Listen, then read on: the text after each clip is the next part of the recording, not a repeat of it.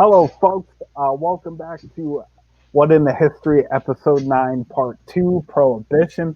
My name is Dan Brady. Alongside me, my smiling co host, Mr. Johnny Smith. Johnny, how are you? As usual, I am doing better than I should ever be allowed to be. How Man, that about is, you, Dan? I'm doing good. Had a good night last night. We talked about it in Part 1, but had an outdoor comedy show here at a lovely Erie venue called the Erie Movie House. Nobody's watching right now, but if you're listening We later or also watching went on a replay, paranormal investigation.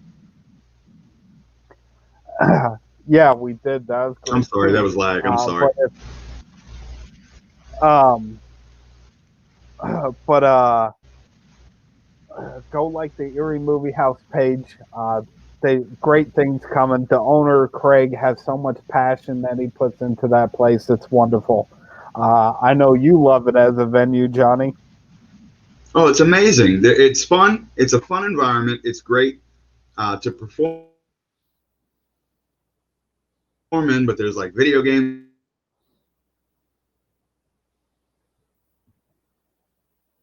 everywhere for free. And like it's just so interesting. The whole place. The owner, on top of that, one of the nicest guys you'll ever meet. Um, I highly recommend getting out there, checking out a show, checking out whatever they have going on. It's the Erie Movie House. If you want to like their page on Facebook.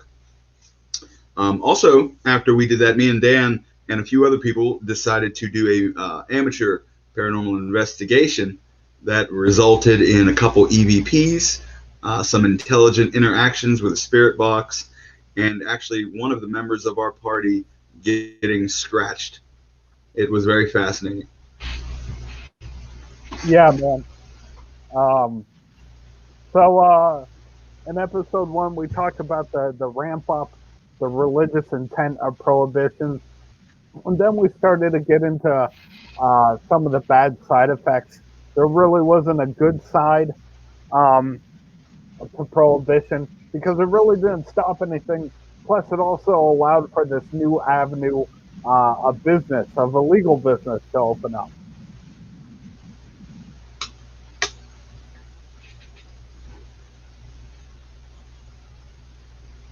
Did you hear any of that? Yes, I caught it. Okay. Are you having difficulties on your end? No, it was just there was a pause in between that, so I was making sure we weren't that laggy. Okay, yeah, I just want, yeah, we're good to go, I think. Apologize to everybody listening to this on podcast platforms. It isn't perfect, but it's working for us right now. It's getting eyes on the product and stuff like that, and that's really important. Um, Also, real quick, Anchor, you can look at like what state everybody's coming from. And if you're listening to this right now, whoever lives in Holly, Michigan, thank you for taking up 17% of our listeners in America. Thank you so That much. is awesome. Please reach out to our Facebook page at What in the History Pod. Um, or even email what in the history 814 at gmail. We'd love to hear from you. Thank you for listening so much. We appreciate it. Thank you so much. Thank you everybody who listens as well. We're trying to do something that we're having fun with. Um, Two friends and a platform, pretty much what it is. And if you listen to us, Yeah. we genuinely appreciate it. We're also, always open to feedback. Constructive criticism, comments, concerns. Reach out to us. We're approachable guys. Well said, Johnny. Dan may look like he has a cabin full of bodies, but I assure you, he is a teddy bear. And even though I may look like, I don't know, a racist biker, I am a peaceful, loving, caring guy. All right, Johnny, you ready to learn about organized crime, the corruption of the state? Because obviously the government was taking money too. Um, we're going to talk about speakeasies, repealed day, and then we're going to basically summarize all this together and end this episode. Yeah, I'm ready to rock and roll, brother. I I had a lot of fun with the first part. I'm excited to hear the second. right. Um, so Prohibition ended. We were talking about some of the downfalls of living in a prohibition America, the loss of jobs, stuff like that. The fact that the crime actually went up. Statistics showed that the most types of crimes increased during the prohibition. In the first year of prohibition, a study of 30 major cities in the U.S. showed an increase in the total number of crimes around 24%. These included arrests for drunken and disorderly behavior, which increased by 41%, and drunk driving, which increased by a staggering 81%. In the first 10 years of Prohibition, the murder rate across America increased by a whopping 78%. Wow, that's incredible. That's quite a leap. A lot of this can be attributed to a growing disrespect for law and authority. People who were otherwise law abiding seem to entirely willing to break the law if this would allow them to enjoy a few drinks with friends. Almost as soon as prohibition began, illegal drinking clubs sprang up in most of major American cities. In the first year of Prohibition, the New York City Commissioner of Police estimated that the city's 15,000 bars had been replaced by over 30,000 speakeasies. That is, Wow. yeah, That like I know I use the word incredible, but that's insane. Like what? yep. Everything you're trying to do is backfiring and tremendously. People are Uh, innovative as shit when they're forced into a corner. Even worse than speakeasies were clip joints where customers fuddled by alcohol uh, were regularly overcharged and robbed by the owners.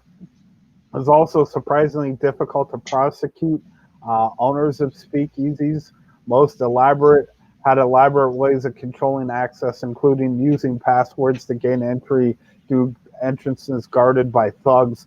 This allowed patrons to flee through hidden rear exits um, if police raided the club. So let's talk about. This Go ahead. this time period, especially with the illegal drinking and the speakeasies, it's so romanticized throughout our culture that it's influenced everything. Like even as little kids, we play, "What's the password?" You know what I mean? To get in somewhere or something like that. Like Yeah, it sounds like this period of time really shaped a lot of American culture because even when you were describing shady bars robbing customers, that's essentially the illegal drug market now. yeah. So I agree. There's a lot of similar trends today. Um, so we'll talk about some of the phrases. The phrase "speak softly, shop," meaning a smuggler's house, appeared in British slang dictionary in 1823. The the similar phrase "speak easy shop," denoting a place where unlicensed liquor sales were made, appeared in British naval memoir written in 1844. The precise term "speakeasy" dates from no later than 1837, when an article in the Sydney Herald newspaper in Australia referred to sly grog shops, called in slang terms speakeasies.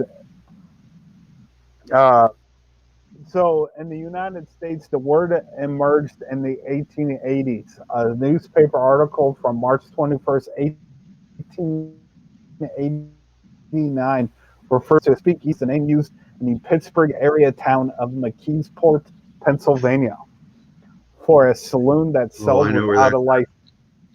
Yeah, I told you we talk about some local history. So the first McKeesport went to time, shit back in the 20s and never recovered.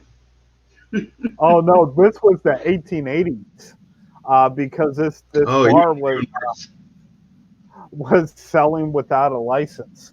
Um, Speakeasies were so called because of the practice of speaking quietly above such a place in public or when inside it, so as not to let the police or neighbors, although failing to account for earlier usage of the outside U.S. A couple American anecdote traces the term to saloon owner Kate Hester, who ran the unlicensed bar in McKeesport, supposedly telling her rowdy customers to speak easy to avoid attention from the authorities. So many Hmm. years later, the speakeasy became a common name to describe a place to get an illicit drink. Okay. I mean, I don't think there's been much lost in translation because that's kind of what, when we think of a speakeasy now, that's what I think of. Yeah. Also, the terms blind pig and blind tiger originated in the United States in the 19th century. These terms were applied to establishments that sold alcoholic beverages illegally and are still in use today. The operator of an establishment, such as a saloon or bar, would charge customers to see an attraction, such as an animal, and then serve a complimentary alcoholic beverage, thus circumventing the law. That makes sense. Have you ever performed at the Blind Pig out in New Yes, Kensington? That name of yes. that bar now makes so much more sense to me. Yes, that is true. That's correct. Uh, Blind Tiger was also referred to illegal drinking establishments in which the seller's identity was concealed, like a drawer runs into a wall of what appears to be a billiard saloon. You pull out the drawer, drop in your change, shove the drawer back, call for what you want, and then pull up the drawer again, and there it is, straight or spiked, just as you have it. Nobody heard or seen, and the blind tiger, apparently without any keeper, works like a charm. That is the coolest shit I've ever heard. That's like spy stuff. That's so cool. So speakeasies, though illegal, were numerous and popular during the Prohibition areas. Uh, some were operated by people who were part of organized crime, even though police and agents of the Bureau of Prohibition would often raid them and arrest their owners and patrons. They were so profitable that they continued to flourish. The speakeasy soon became one of the biggest parts of American culture during this time. Several changes happened as speakeasy formed.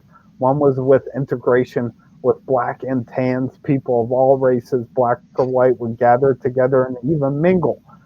People would mix together and have few or no problems.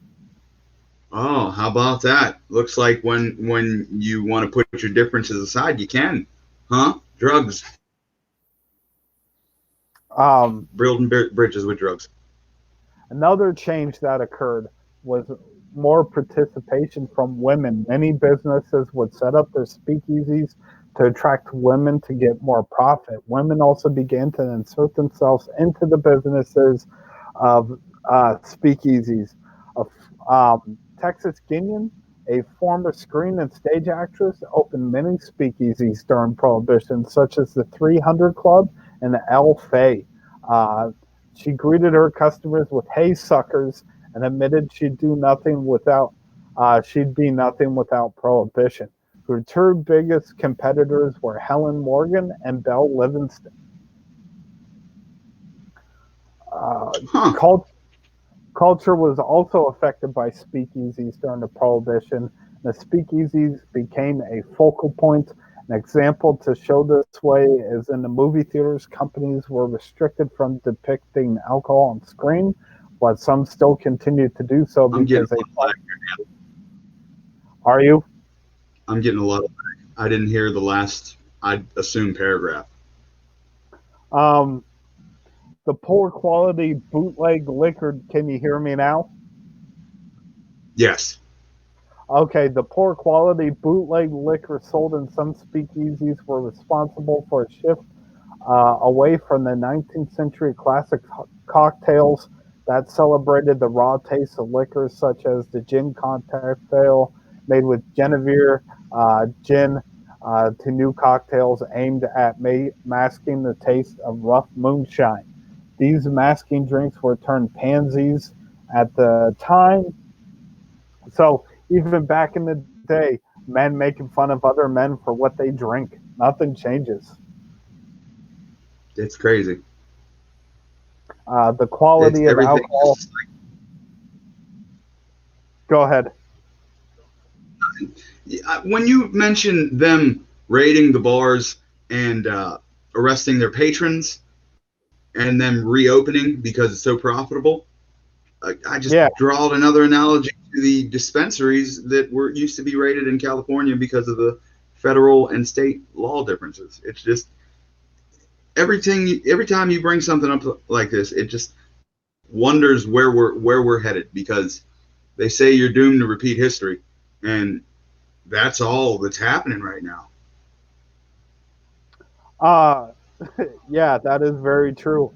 The It's quality pretty of the scary. alcohol sold in speakeasies range from very poor to very good, depending on the owner's source. Cheap liquor was generally used because it was more profitable. In other cases, brand names were used to specify the liquor customers wanted. Sometimes, when the brand names were used, some speakeasies cheated. They lied to the customers by giving them poor You quality don't say. liquor instead of the higher quality liquor the customer ordered. You don't say. Prices were $4 to $5 a bottle, and no, I didn't look that up. I'm gonna look up. What was it in 1925 dollars? Yeah, so varieties Okay, from the I'll look that up. beginning. The speakeasy was relatively similar with little or no entertainment involved, both, but through gradual growth, it popularized and expanded to many different areas with new additions of entertainment, eventually made the speakeasy one of the biggest businesses during Prohibition. Um, And are you ready for and this? yeah, Give me a guess on how much you think a glass of beer was if it was $5 back then. 100 to $120. $65. Oh wow. That is outrageous.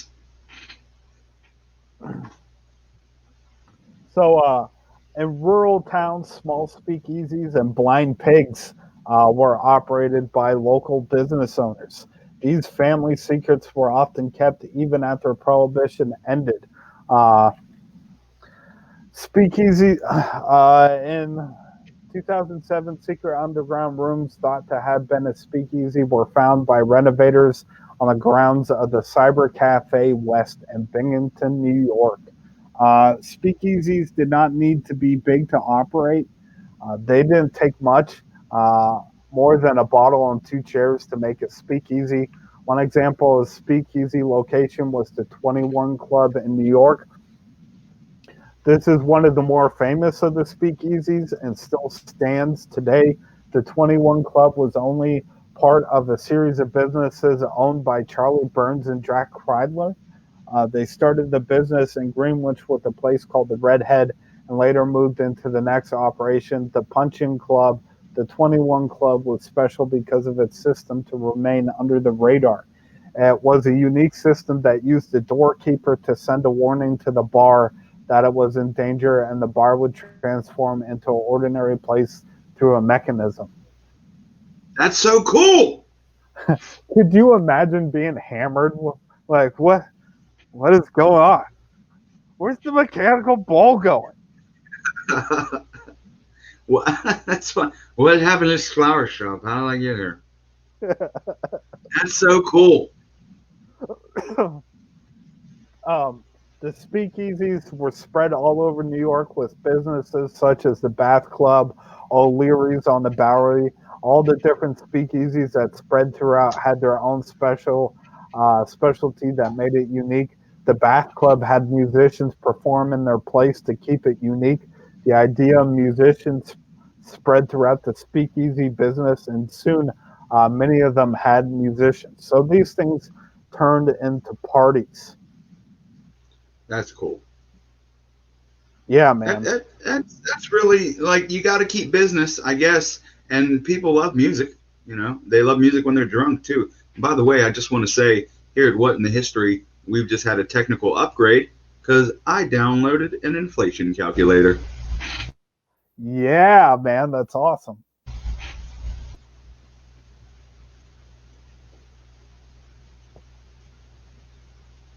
Okay, so you ready to get back to our story?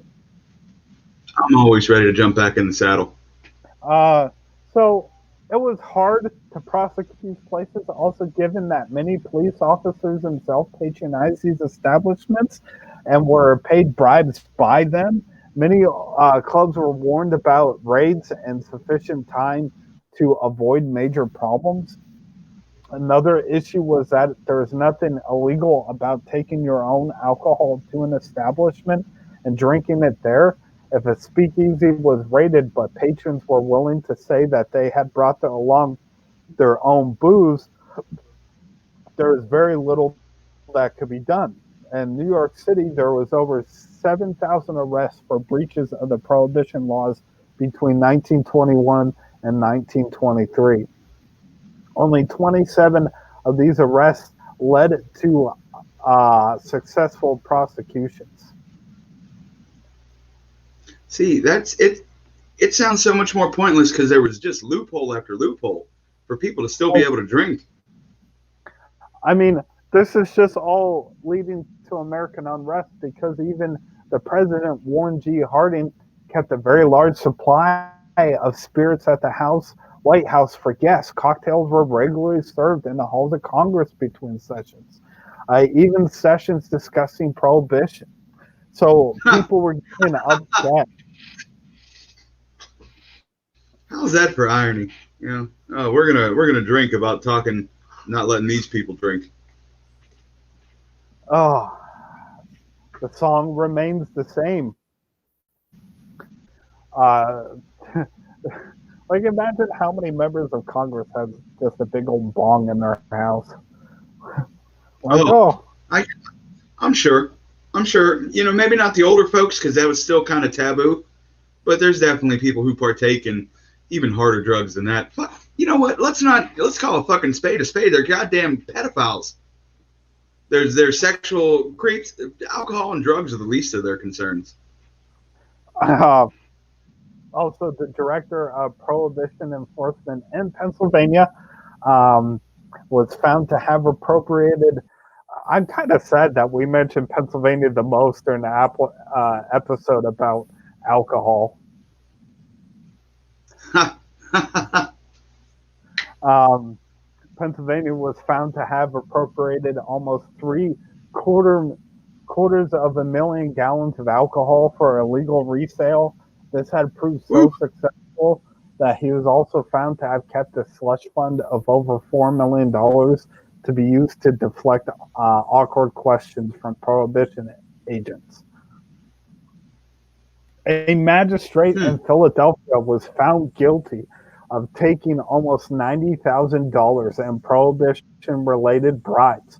Large numbers of police officers, custom inspectors, members of city administrations across the U.S. were all convicted of corruption. Everybody was on the take. This led to crooked cops, customs agents, all that stuff were easily bribed and just let everything come in. By the way, folks, that magistrate took 90,000 in bribes. That's 1.177 million in today's money. That's outrageous. Wow, that's a lot of powdered wigs. Yeah, that's good. Prohibition also provided an irresistible opportunity for criminals to make a lot of money. You don't say.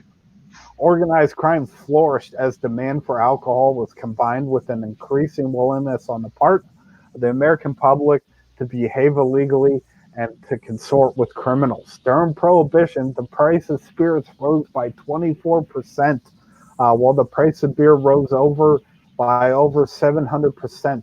Criminals making and smuggling booze didn't pay tax or duty, so there are massive potential profits to be made. Money, Johnny. Money, money, money, money. I For don't think it. I example, don't believe it. I don't believe it. There's no way these people did this for money. for example, it was estimated to that crime boss next week's episode, Al Capone, made an average of $60 million each year during Prohibition, at a time when the average wage for a working man was around $1,000 per year. A proportion of Okay, these profits, 60 million a year. yeah, Okay, we're flexing the calculator heavy this episode, guys. $60 million in 1920 is $785 million. wow, It's slightly over that. It's slightly over $785 million a year. He was essentially a billionaire almost in today's yeah. standards. A proportion of these profits were used to bribe police officers and other public officials to ensure that the bootleggers could continue to make money. Everybody was illegal. Everybody was on the take again. Um, the definitely one of the downfalls or one of the cons to prohibition. Of course, being a bootlegger wasn't completely risk free. Over 800 people were murdered in Chicago alone during Prohibition as the direct result of involvement in booze rackets. Most were killed by competing gangs aiming to maximize the profits by eliminating the competition. 800 Things people. change, they stay the same. In these circumstances, it probably isn't surprising that the average American began to lose faith in the system of law enforcement and even the apparatus of government. Many people were disgusted by the hypocrisy of officials who were supposed to be enforcing prohibition. So we're getting this turn in American public. People started to have admiration for the bootleggers, for the people that were sticking it to the man. Uh, this time period romanticized outlaws Yeah, fighting against an unfair and unjust law. Criminals like John Dillinger, Bonnie and Clyde, Al Capone, Babyface Nelson, and Pretty Boy Floyd became celebrities during Prohibition. Uh, Not all were involved in bootlegging, but the general disrespect for the law and the law enforcement meant that even successful bank robbers were idolized by some people.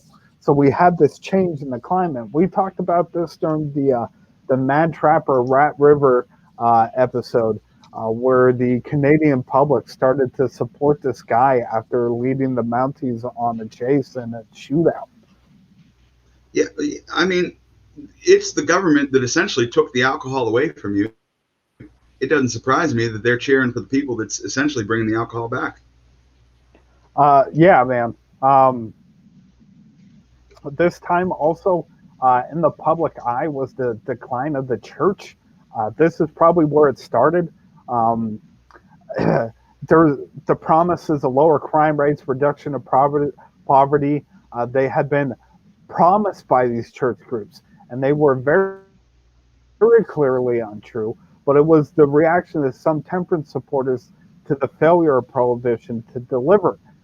It was suggested, apparently, in all seriousness, that those found to have prohibition laws should be executed, or at least publicly whipped and branded. These people that went against these laws. One Now, hold on, imaginative template. hold on.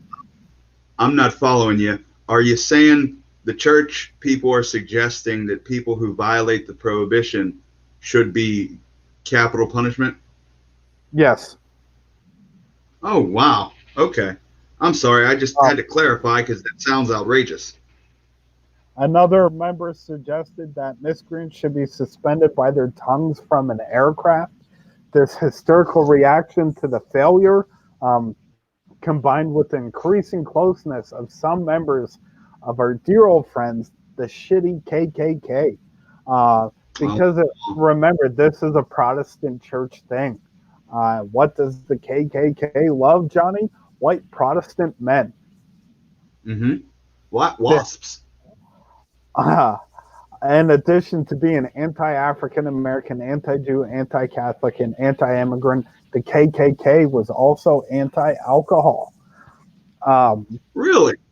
yeah, which is kind of I funny would because have never guessed that.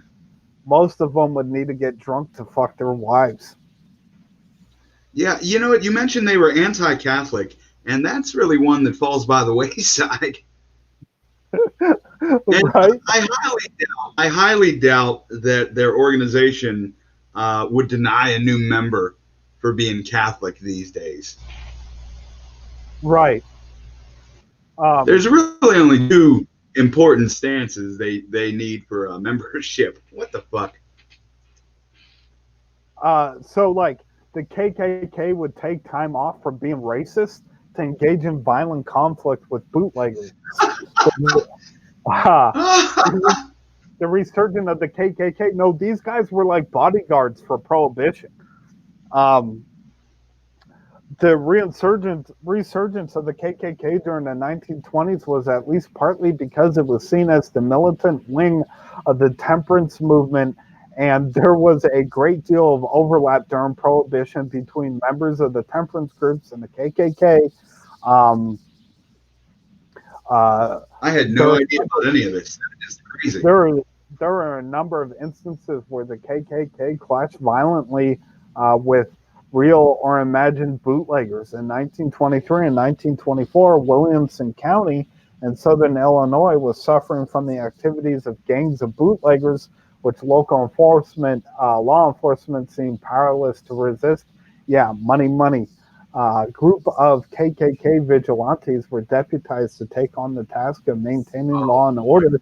I'm sure those guys upheld, the highest of standards. Law They to the were T. they were under the command of Seth Glenn Young, white name, an ex-agent for the Prohibition Bureau, who had been fired and described by his previous employers as a distinct and glaring disgrace. Um, entirely unfit, unfit to be in service of the government. Young led his Klansmen on a number of raids on the homes of Italian immigrant mine workers. Several Italian men were arrested and their women assaulted. In the ensuing violence, 20 people died. A local Methodist preacher praised the actions of the KKK, noting that American newspapers, which were increasingly anti-prohibition, yeah, fuck the man, were controlled by Jews and Catholics, and that only the Oh, Klan could save America. this rhetoric just keeps going on. And you know what? I grew up in a Methodist church. That's embarrassing to me. What the fuck is wrong with people? So, yeah, man. So the KKK was widely seen as racist, bigoted, xenophobic, and violent, and temperance groups who appeared to support them were often viewed in the same way. For many For good ordinary reason.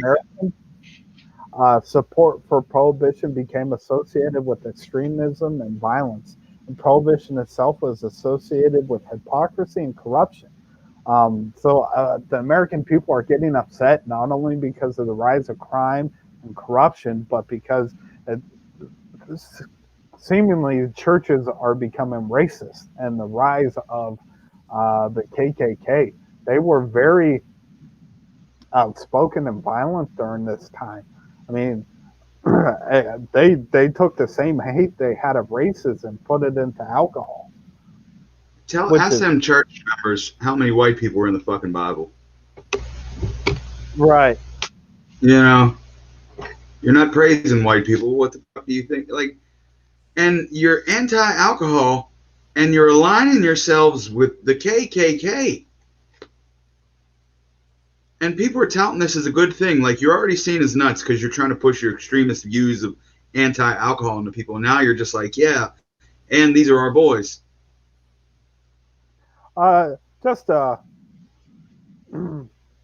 real quick, anybody who's watching on Facebook and stuff right now, or Periscope or Twitch, or later listening on the podcast, please find us on social media, like us, share us, Leave a review or a comment. Let us know how we're doing. We love to hear from you, especially anybody who's watching right now. We appreciate your support and we just want to talk to you. Yeah, that's all. We just want to communicate. Definitely not stare through your window like a bunch of strangers. I don't stare through windows. I tell you what, when it comes to staring in windows, I don't like to boost people's egos, but Dan is very good at it. Top notch. He's probably one of Erie's best. The king of Erie for a reason. Uh, so even members of these temperance groups were convicted of fraud or corruption. For example, Methodist Bishop James Cannon Jr.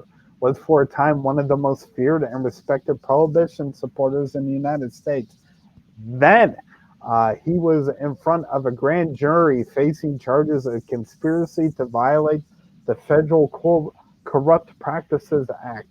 At around the same time, he fell out of favor with church elders in it and was discovered that he had been conducting illicit sexual relationship with his secretary for many years.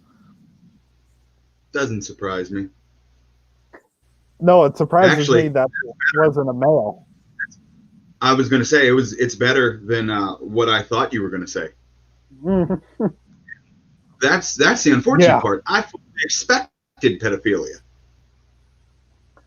For the most part, the noble experiment was not turning out to be as noble as many people hoped.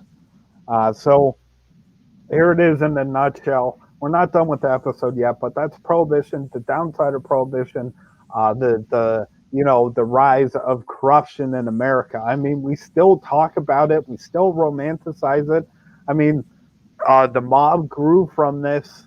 Uh, we still love the movie Untouchables. With Elliot Ness fighting Al Capone. Yeah. I mean, these gangsters are still romanticized in our culture. Like there is still an everlasting effect of prohibition on America today. Al Capone has become a pop culture icon more than a criminal or a mob boss or someone like that. Like so much of this is turned into things that we don't realize. People died, people suffered, people hurt through this, and all the good parts and put it into movies and film and all types of media entertainment.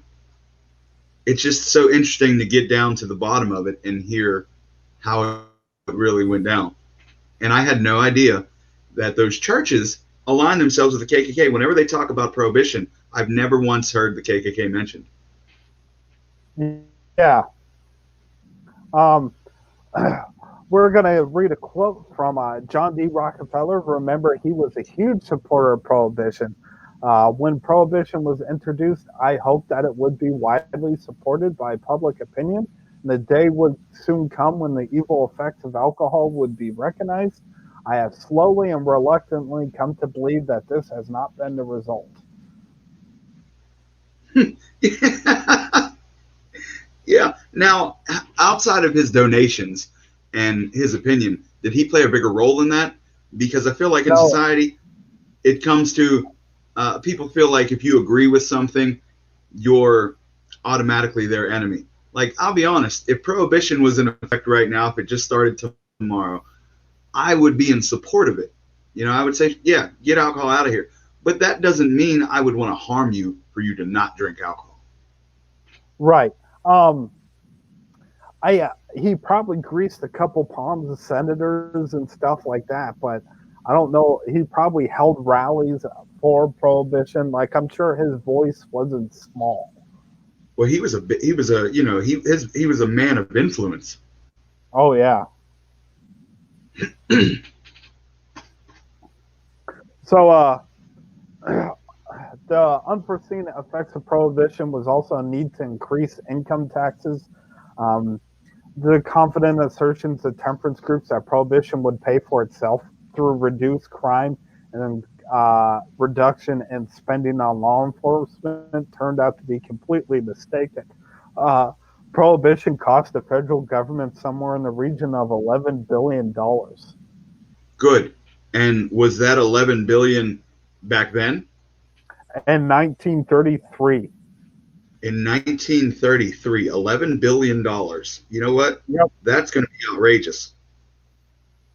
And lost tax revenue as well as costing $300 million to enforce. State administrations lost equally vast amounts in missing excise duty. Before Prohibition, states such as New York had received up to 75% of their total revenues through such duties. Faced with severe budget shortfalls, rises in income tax were inevitable. However, these arrived Dan, at a I'm time. surprised this didn't bankrupt the country. How much was it?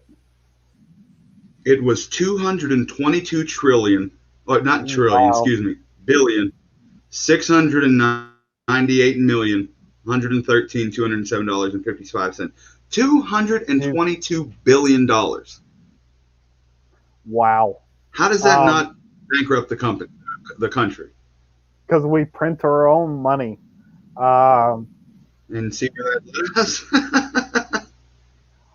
However, these arrived at a time when people could not afford to give more of their income to the government.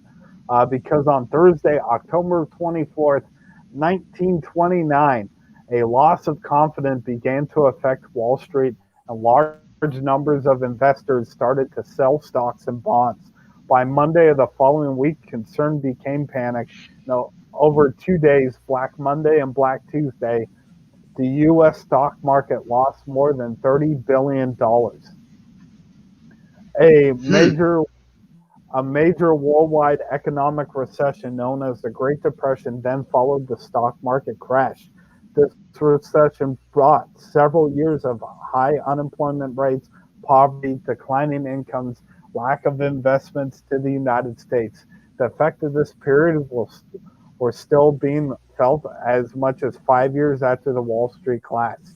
Many cities were acutely short of revenue as part of Prohibition, which denied them taxes and duties from alcohol. President Herbert Hoover, who took office in March 1929, was widely and generally unfairly blamed for failing to prevent the Wall Street crash and the recession which So he followed. just came in 29. I think that was his second term. Oh, so he did have a little bit more responsibility then. Not putting all on him, but I think the way it sounds.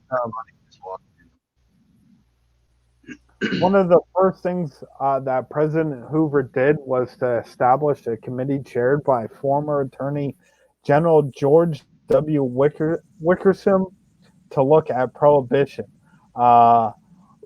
Hoover was himself a dedicated supporter of temperance and prohibition, but like many others, he had become disillusioned by the failure of prohibition to curb alcohol consumption or reduce crime. The American public was also feeling like this.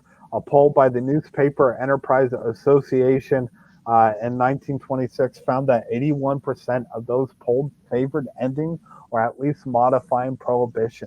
The committee appointed by Hoover reported in January 1931 to the president's relief that they were against the repeal of prohibition. However, the report noted that the, quote, 18th Amendment and the National Prohibition Act have not been and are not being observed. They have not been and are not being enforced. We have prohibition in law, but not in fact. Right now. Yeah. Oh, I thought, I didn't realize that. So a woman named Pauline Sabin was the first female member of the Republican National Committee. Wow, Republicans having a first with women. I'm just joking. What year was this? 1930. She had been a keen supporter of prohibition, but by 1930, and like many others, she had become so disillusioned by the failure of the 18th Amendment to deliver what had been promised that she completely changed her position and began to campaign for the end of Prohibition. She formed a women's organization for national prohibition reform. Many women with similar disappointed joined the group. By 1932, it had more than 1 million members. Support for the once powerful anti-saloon league had dwindled almost to nothing, and the ASL could barely afford to pay its own bills, let alone purchase support in Congress. In the 1932 general election, Hoover was opposed by Democrat Franklin D. Roosevelt at a campaign address in New Jersey. Roosevelt expressed the feelings of many people when he said the purpose of achieving a greater temperance by forcing of prohibition had been accompanied in most parts of the country by complete and utter failure. I need not point out to you that the general encouragement of lawlessness has resulted, that corruption, hypocrisy, crime, and disorder have emerged, and that instead of restricting, we have extended and spread intemperance. Okay, so maybe I'm jumping ahead. But was it? Am I correct in assuming that it was what they refer to as Roosevelt's New Deal that got us out of the Depression? Yeah, that's one of the things. But yeah, obviously it's a complex issue. Yeah. So Roosevelt obviously favored repealing prohibition. When campaigning, he also claimed that just a legalization of beer production and sales could increase federal revenue by several $100 million a year. Most people agreed. It seemed evident both that prohibition had failed to achieve its goals and that its repeal would lead to the creation of new jobs, expansion of businesses, and increase in tax revenues. America was in the drain, man. It was circling. It was in the middle of the worst recession it had ever seen. These were powerful arguments. Even Republican Pauline Sabin agreed, and she recommended to the members of women's organizations for national prohibition reform that they vote for Roosevelt. Oh, going against party lines. Yep. When the votes were counted, Roosevelt won by a historic majority, 22 million votes compared to 15 million for Hoover. And Democratic majorities were installed in the House and Senate. The 21st Amendment, which repealed the 18th, was proposed by Congress in February 1933. On December 5th, 1933, Utah became the 36th state to ratify the new amendment. This was sufficient to place the 21st Amendment into the United States Constitution. On December 5th, the federal laws which allowed the enforcement of prohibition were repealed. National prohibition was over. Massive parties were held all over the United States, but this wasn't quite the end of prohibition for all Americans. The repeal of the 18th Amendment still allowed individual states to enact prohibition and allow local political subdivisions to vote or repeal against prohibition in their area. Let me stop you, Dan. Let me stop you. Is that why we have dry counties now? Basically, yeah. Okay, another question, or not a question, just a thought. I find it fascinating that Utah was the state that put them over the edge, considering their large Mormon population. I think that's fascinating. Yeah. I think that's why it's mentioned. You know, like, yeah, even the Mormons were like, fuck this. Yeah, we need a stiff drink. You know how much a Mormon needs a stiff drink after fucking his 3 wives, 6 daughters, and all that bullshit. All right, I'm not trying to shit on the Mormons. I apologize, guys. I know some Mormons are very nice people. They all have family nights. Imagine how tough those things are without a little nip, you know, of daddy's medicine. Yeah, grandpa's cough syrup. After the repeal, approximately 38% of Americans were still living under prohibition due to prohibition legislation in place in 18 states. It wasn't until 1966 that Mississippi became the last state to repeal statewide prohibition. Some municipalities in the I fucked that up.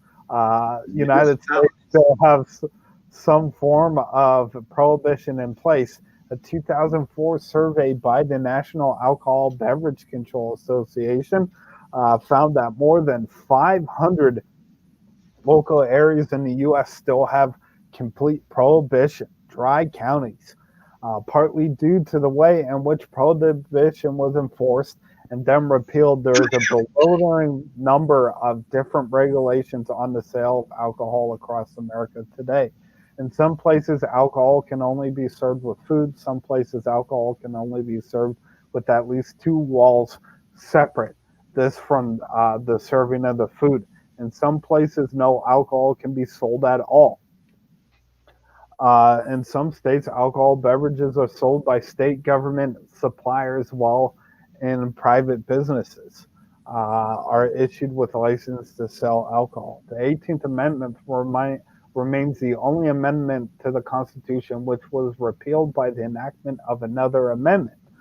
December 5th is still celebrated in America as Repeal Day, and with celebrations often timed to commence at 2100 or 9 o'clock p.m.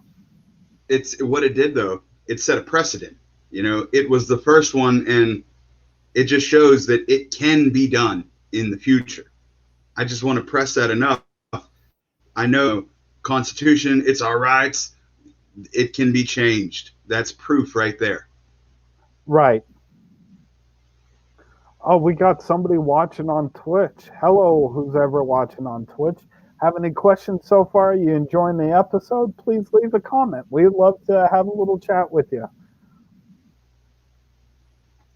Yeah, we will. So in conclusion, the Noble experiment was a complete failure. Poverty was not reduced, crime increased greatly, and the consumption of alcohol beverages were barely affected. In addition, the government lost billions of dollars in taxes, while a smaller number of enterprising criminals made huge amounts of money. Even worse, millions of ordinary Americans began to indulge in illegal behavior, something most of them probably wouldn't have considered before Prohibition. Temperance campaigners seemed to naively assume that making the buying of alcohol illegal was the end of the debate. The truth was that most people either found loopholes in the laws that allowed them to continue to drink or simply broke the law.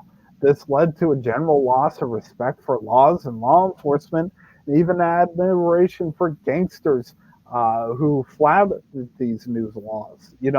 Like America kind of turned in their mindset.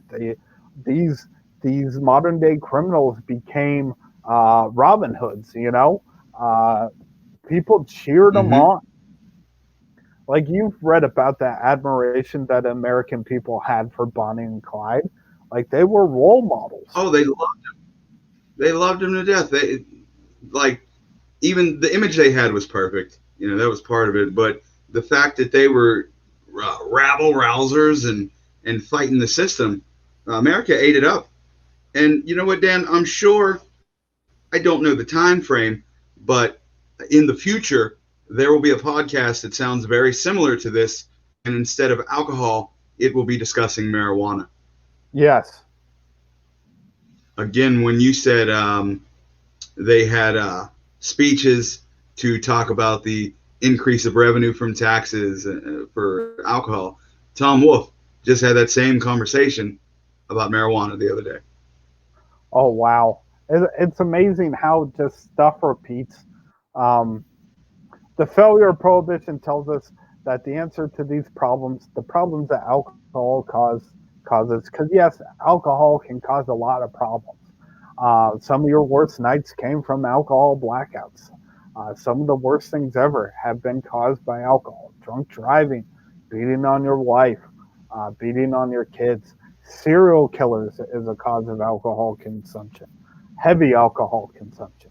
Do you want serial killers? Let's not say it's cause, but it definitely helps their process. A lot of them. What was it? Yes. Jeffrey Dahmer couldn't kill without drinking, I believe. Yeah, but I'm more or less referring to like the dad that got drunk and beat Richard Kuklinski to the point where he became to hate everybody. You know, Okay, yeah, okay. um, It's fair enough. It causes a lot of trauma, lifelong trauma. so this prohibition tells us that the answer to these problems probably isn't to make the sale of alcohol illegal. Even the highest officials in the when even the highest officials in the country openly flaunt the law, no one should be reasonably expect that the mass of ordinary people will obey it.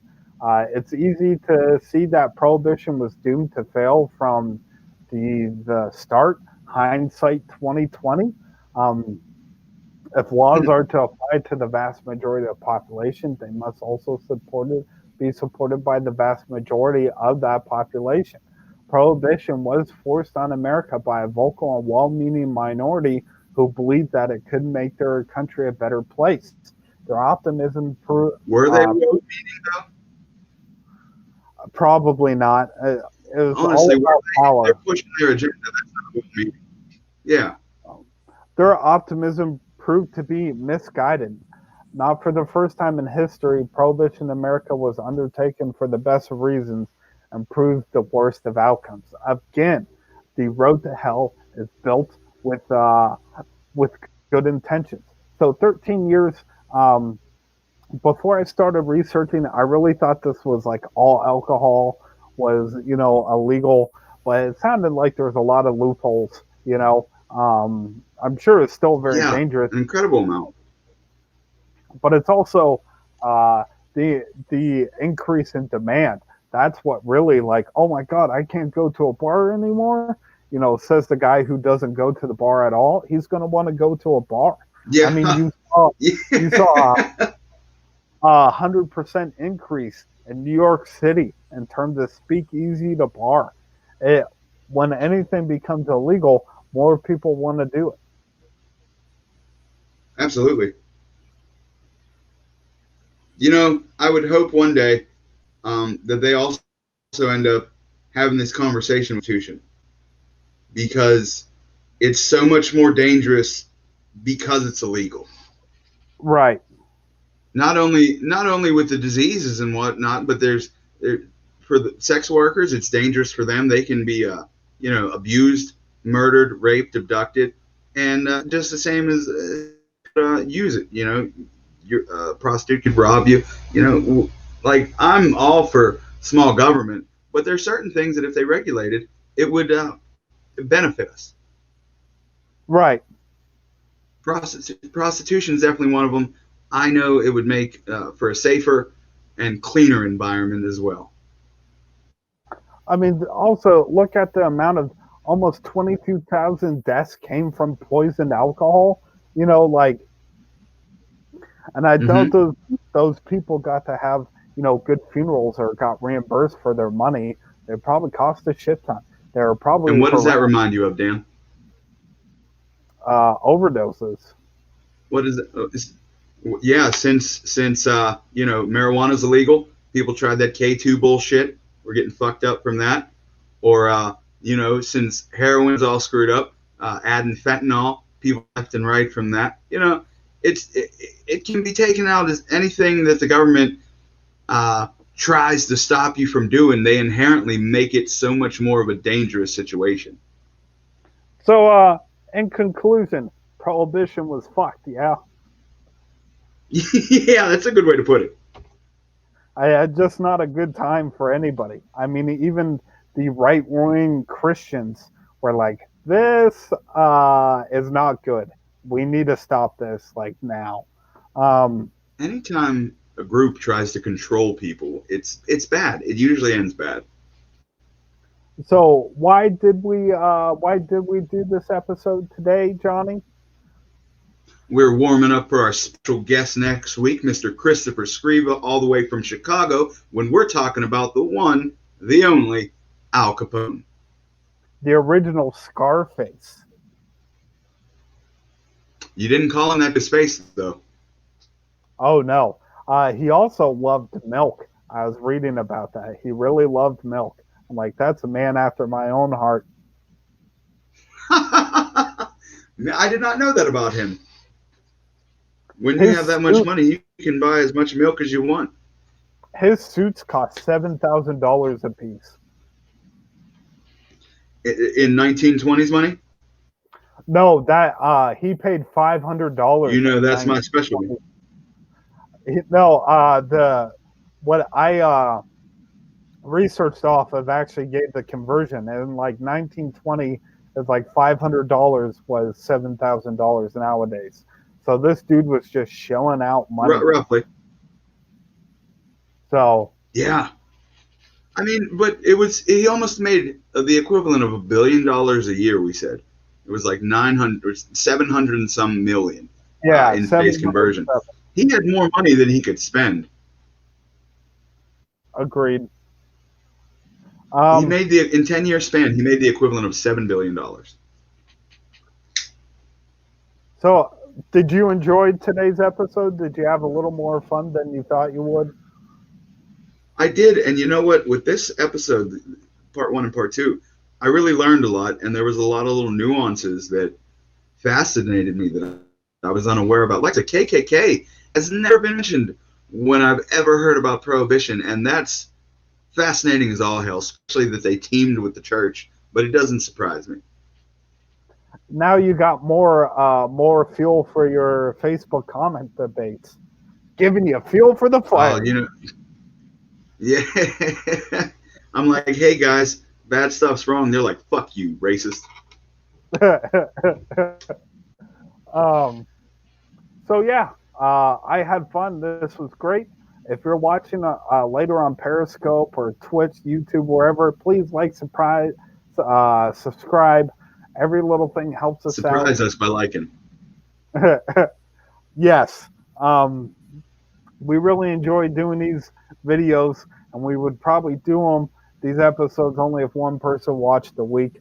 We appreciate your support, and we do want to hear from you, please. So, thanks for listening. One person on Twitch who did. We really appreciate it. Where can they find it, man? They can find me on Facebook and Instagram at dbcomedy814. They can find us on YouTube, Facebook, and Instagram at What in the History Pod. Our YouTube channel is still very small. It has parts 1 to 3 of Cyrus the Great on there. Last week's episodes, those were really, really detail oriented. I am proud of them. So those are up there, and every episode now is going to go up there, and some live Q&As that we're going to do and stuff like that. Okay, you guys can check me out at facebook.com/tunacanjohn or at Instagram at pandasmith827, or check me out at my other podcast, Inquisitive Minds.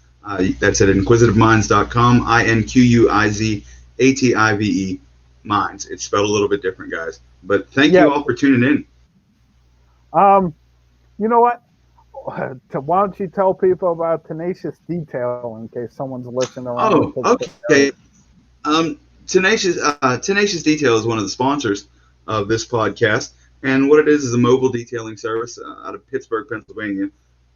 You can check us out at the Facebook page. What is it? Facebook.com/Tenacious Detail PGH. Come to you right now for the month of October. We're having spooky savings with 15% off any deluxe service, including ceramic coating, and just that would be a $75 discount on a ceramic coating. Call or schedule for your appointment today, or call to schedule your appointment today, 724-498-9942. All right, Johnny, you got anything else? I love you to death, brother, and I had a blast. I hope everybody enjoys this show half as much as I did. Yeah, man. As soon as I get this stuff done, it'll be up on streaming platforms, but of course that doesn't really apply to anybody who watched this. And then we'll see you next week with Al Capone. See you later, guys.